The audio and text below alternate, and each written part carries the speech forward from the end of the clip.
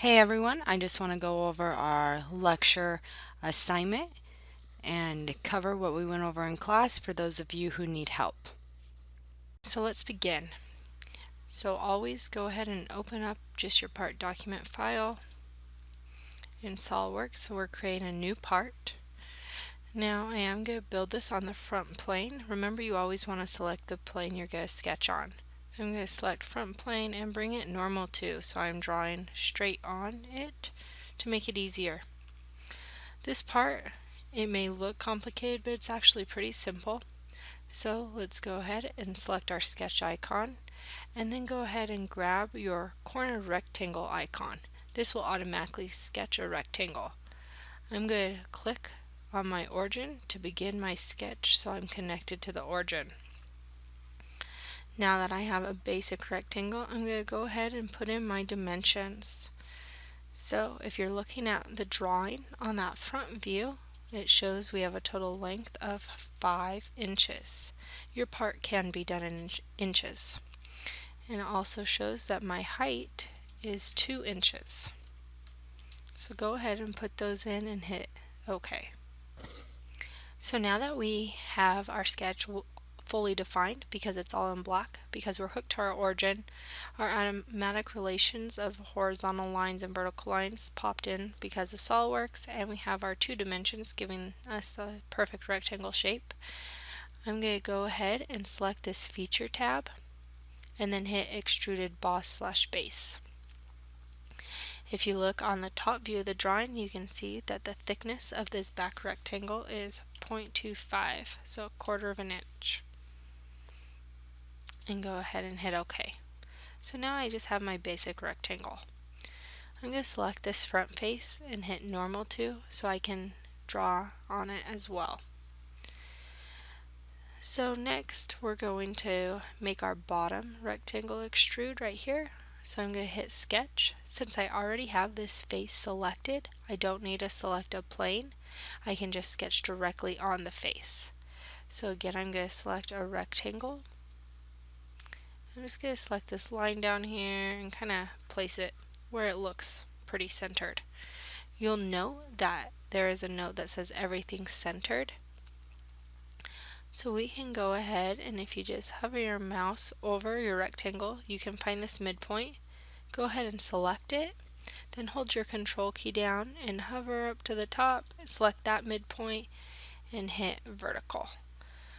Now our square will remain centered. And go ahead and hit the check mark. Next, I'm going to smart dimension this rectangle. Since it is our bottom rectangle, we can see that the length of it is 4 inches and the height is 0.75. Now it's fully defined because I placed it on this bottom line. If for some reason your lines did not line up, you can always select this bottom edge and the bottom edge of your new rectangle and add in the relationship to have it be collinear. That means those lines will be on top of each other. But since I have both my dimensions, it's lined up centered, I can now extrude it. So I'm going to go back to the Features tab and select my extruded boss/base. Since this is the second feature, it's going to be a boss extrude instead of a base extrude because we're building off of our base feature.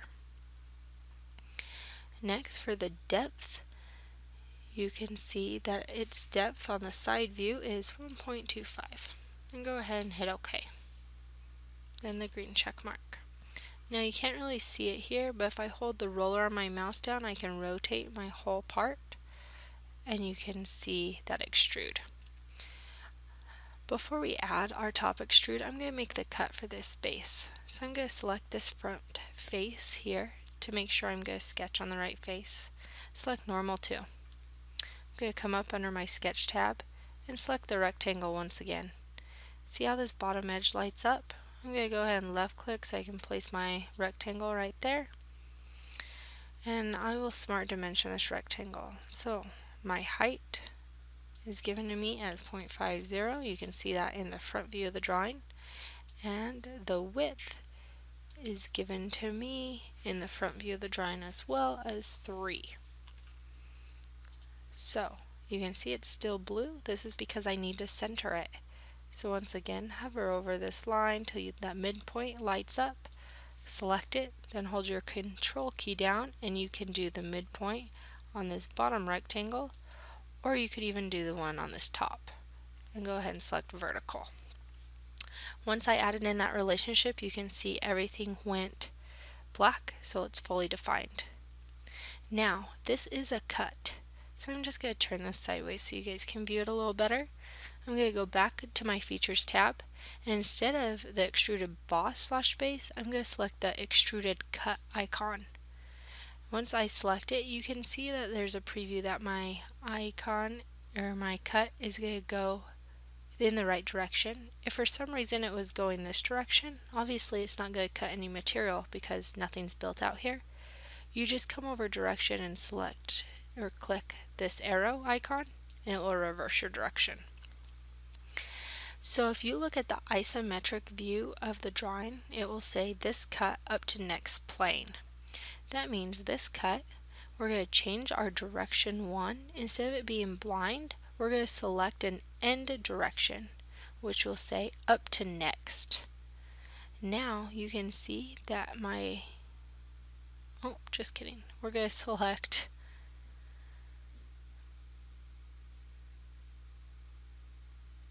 up to surface, and I'm going to select this. So now it has the up to surface. I'm going to select this back plane. So you can see it's up to the next plane. So now that cut only goes to that area because we're not cut all the way through. So once again, that our direction 1 was up to surface, and then for our face we just select this back face plane. Then hit OK. So now I have that cut there. It doesn't go all the way through. Now I'm going to go ahead and add on this top extrude. So once again, I want to sketch on this front plane. So I'm going to select it, hit normal 2. Then come up here and create another sketch. This time I'm going to select the rectangle icon again, but I'm going to bring it up here so it's hooked to this line, and then down to this line because those do connect. I'm going to go ahead and smart dimension my height. You don't have to make this dimension. This will pop up that's going to be driven, but I just wanted you guys to see that it is showing that it is 1.25 because I am connected to this top edge and the bottom edge. So I'm going to cancel that since I don't need it. I'm going to add in my width right here, which is 2.5, and hit OK. So now to get this fully defined, remember we need to hover on our midpoint. I'm going to select the midpoint of our new rectangle, hold control down, and I'm going to come to this bottom edge because it'll be easier to find the midpoint. Select that midpoint and hit vertical. Now you can see it just snapped my rectangle into place. And once again, we do have an extrude here. So I'm going to turn it so you can see a little better. Go to your Features tab and select it and hit the extruded base or boss icon. This extrude now is only 0.75 in depth. So go ahead and select that and then hit OK. Now you can see we have 3 extrudes, I guess, total. Next, we're going to go ahead and select this face and hit normal 2. I'm going to sketch my circle here. So go ahead and select sketch. Since I don't have any material on the top, I'm going to just select my circle icon so I can connect it to this edge and save myself a step. If I did have material here and I only needed a half circle cut out, then I'd use an arc icon. I'm going to go ahead and select the circle. Hover my mouse till I hit that midpoint, then click down. So my circle will be connected to that top edge and I won't have to add in another relationship.